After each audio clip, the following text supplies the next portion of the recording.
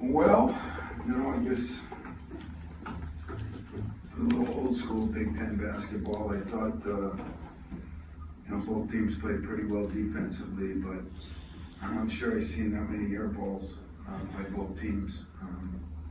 We just didn't make shots, and they probably didn't either. I felt like we did enough things to second half kind of still felt like that game was in control, and a good coaching lesson, a good lesson for the players. We took a couple bad shots in that stretch. We were 11 up, and just like that, give them credit, they changed it. And I thought we did enough good things to win the game, deserve to win the game, but we've got to improve on, I don't know how you improve on getting some of those shots.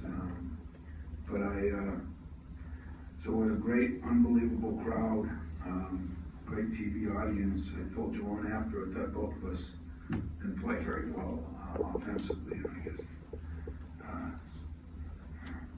doesn't make me a good coach. Even some of you guys could probably figure that out. So I say that, and yet I was really proud of AJ. I thought he did a lot of good things. Biggest one was guarding. The job he did guarding Jett Howard. I think Jett Howard is really, really, really a good player. A really good player. And Kobe Buffkin is.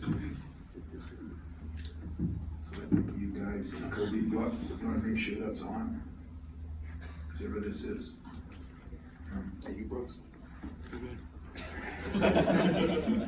Yep, we're good. Are good? Yeah. But, I thought AJ did a good job, and Joey, I never seen him miss so many good shots, but at the same time, he gets 10 boards and played pretty good D, so I was happy with him. Malik Hall, my assistant, Doug Wojcik, said to me at halftime, we're sitting on the bench, and he says, God, Malik, he's kind of a stat stuffer. I said, what do you mean? He said, he got 9 points. Is it 9 points? It just didn't seem like that. He ended up with 15. We don't win the game without him. And yet, some of those drives in that, just like I told Jaden at the end of the game, tell Malik that because the head tells you can do it, the body tells you you can't. And so you could tell he was a little off on that stuff. But all in all, a great win. I thought most of the second half we played pretty well. Thought they came back really well. And typical Big Ten game. That was a slugfest. So hopefully I'm sure we'll both shoot better than we had. We have both shot better. But maybe credit goes to the defense on both teams. Tom, I wanted to ask about the defensive effort on Dickinson, especially in the first half. You're able to contain it pretty well. You got going a little bit in the second. What was the key there, especially in the first half? Well, no, Monty did a pretty good job, but we did a couple different things. We sometimes doubled, sometimes did nothing. I think the last couple of years we just went at him with a steady diet of something. That wasn't very good, and he still made some points, but I thought he had to work for him, and I thought we did a pretty good job. He's a load to handle in there, and I thought we did a pretty good job on Monty. Monty was really good, but AJ got some digs in there. Joey Hauser got some doubles. And when they threw out of the doubles, they missed a couple of good shots too, but so that let us keep doing it. But I think mixing it up maybe was the key to at least somewhat call 18 points success. That's probably his average, so we didn't do that good a job on him, but I did think we made him work for most of his stuff. Going off of that a little bit, Tom, back here, just Jackson Kohler and how he did defend Dickinson at some points in the game. Obviously, no points for him tonight, not like the Nebraska game, but just the defensive effort he put in. Well, we knew we had to throw all three guys at him, and Jackson still moving his feet, and sometimes they put him out, took him out, and when they put Reed in, he's a little better athletically and going to the hole, and Jackson struggled with that. But I thought in general Jackson did a good job, and I thought Cooper did a pretty good job. We're just gonna have to keep getting better there. We're not great there. We know that. We keep getting better. The shame of the thing is that the first couple plays of the game, Marty had dunks and layups, and he's got to learn to just lay it up, not bring the ball behind his head. And But boy, we ran some things that we thought, and AJ did an unbelievable job. We got exactly what we wanted, and we didn't finish. So at halftime, we just said, boy, a couple of layups and one or two of the threes, but they maybe felt the same way. You talk a lot about the maturation process of AJ, but the decisions with the ball, and the things that he's done, I think he hasn't had more than 2 turnovers in a game in over a month. I guess, is that, how much of that's focus, or what maybe has changed with him in following through on the process? I really think it's a little bit of trust, I had Mateen sitting next to me, and every once in a while I said something to him, and I just think that there comes a point in time in everybody's life when you gotta figure it out, and we had some head knocking sessions, which I've had with a lot of players even better than AJ, and I just said, you gotta trust us, and I think he's played a lot more under control, and like, he took one bad shot, I'll tell you that right now, and it really caused a run for them, and I told him that. And yet, it's hard to tell him that because he just hit 2.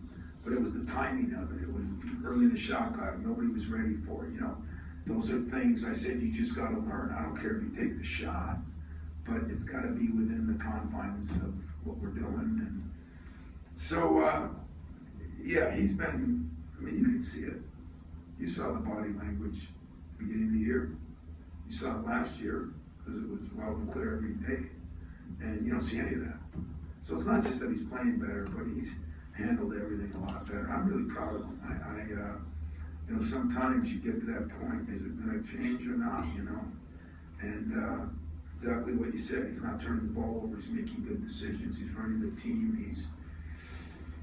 I thought a couple times early there, we weren't in the sets we needed to be in. Still got to get more vocal, but he's definitely made a lot of progress, and I'm proud of him, but I'm happy for him because, he wants to be a player, and he's making himself a player. That's what process and development are all about. Tom, you mentioned Malik and this box score, but all the stuff that's not in the box score that you were missing there for a month. What does he do? I guess communication-wise, direction-wise, that you need in a game like this? Well, he sprained an ankle. That's number one negative. It was the same ankle, but it wasn't the same spot. So it wasn't the spot. He just sprained an ankle, but he fought through it. You're right. He communicates. He talks. He makes it easier on other people. And yet, at the end, we're switching 5, and we screwed that up once or twice. And I just laughed at him. I said, hey, you thought it was all going to come back overnight, but we don't win that game without Malik. And there are other games I think we could have won with Malik. I told you he's maybe my most versatile player. He does so many things. He keeps the other guys calm, and he can drive, and he can make some plays. He's multi-skilled. And as that comes back now in the next 2 weeks, I think that'll be really important for us. Coach, can you talk about the energy the fans give you here at the Breslin, especially in a rivalry game like today? Yeah, our fans were absolutely great. Our marketing people did a great job with the towels. Everything was there. Our alum's back, looking over and seeing Pep there. I wish I could have thrown him in, but it was. It's one of those memory-making days, and that's what I tell players. You're going to come back here in 5 years, and it's the memories that you have. It's not the wins over certain games. There's certain games that mean more than others. Certain games that last in your memory bank, and it's always got to be your rival. And then when the crowd's like it is, they're going to be talking. I'm sitting there, Matt. This is the next league with his kids, and the team with his kids. Those are things that you get to pass on.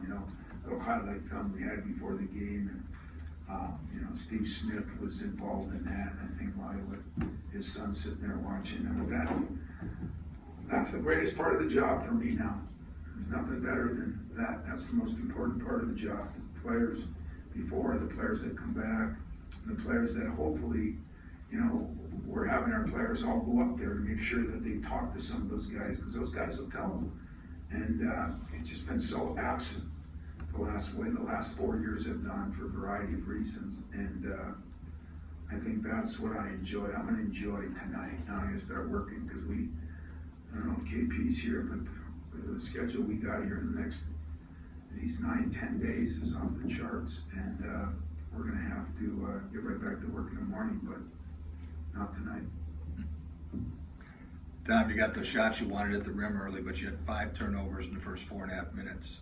And then the second half, you didn't get a free throw until the last minute. Why was it so hard to get to the line? I think the turnovers, we fumbled balls, we fumbled balls in those layups and that was 2 or 3 of them. Getting to the line is not what we're good at. And we're not good at it because we don't throw it inside consistently and have him make moves, Now we gotta drive the ball a little bit more. That'll be one thing that we'll continue to work on, and we're gonna get Jaden doing it. And AJ is very good at it, but I think Malik is gonna get to the line. He gets there 4 times tonight. I think Malik Hall's a guy that can get to the line more. I thought Joey, that was a tough game to officiate, tough game to coach, tough game to watch. Beautiful game to win. Now, I did talk with Mateen and Matt briefly after the game. Mateen said the best thing is you can't yell at him anymore. But you do talk to those guys, don't you? Oh, sure. Yeah. Mateen misses me. He really does. I mean, would you rather your coach or your wife yelling at you? Would you rather? It's pretty simple to me. But, like I said, those guys built it. Gregory Kelser came back, Steve Smith. I mean, we got some 90-year-old guy came back. I can't wait to meet them all. It's been a void, We haven't been able to do much in the last couple of years because of COVID and all the things. So, this is important, and some of the things I'm gonna talk to those guys about. We just gotta keep building this thing back up now. I'll guarantee you, Mateen will be getting after a few people too. I mean, he threw his hands up a couple times, wondering what the hell's going on too. And said it's not as good a seat as you thought, is it? Because now you got a coach. But I love those guys. I really do. Tom, given the tenor of the rivalry coming out of the football season, how important do you think it was to play a tough physical game, but also one that was relatively civil? Yeah. I told Mel that game was for him because our defense won the game, and it's important to him. And in all the years I've been here, you guys are almost comical. How many times you asked me if you dislike Michigan. I mean, any of you guys in here have former girlfriends? Does your wife like them? Do any of you girls have former boyfriends? Do your husbands like them? What the hell do you think you're supposed to do? You're not allowed to like the people that are taking your lunch, So, I've always said this after my 3rd year. I respect them. And that's what I told my players we're going to do. We're going to respect them. I don't know how the fans were. I pleaded with them because I want them to cheer for us and nothing else. I'm sure some got out of hand, but I thought in general, there was a few chances I wanted to lead on the reps a few times, but I didn't do it. I don't know if our fans did, but I thought in general, I respect them.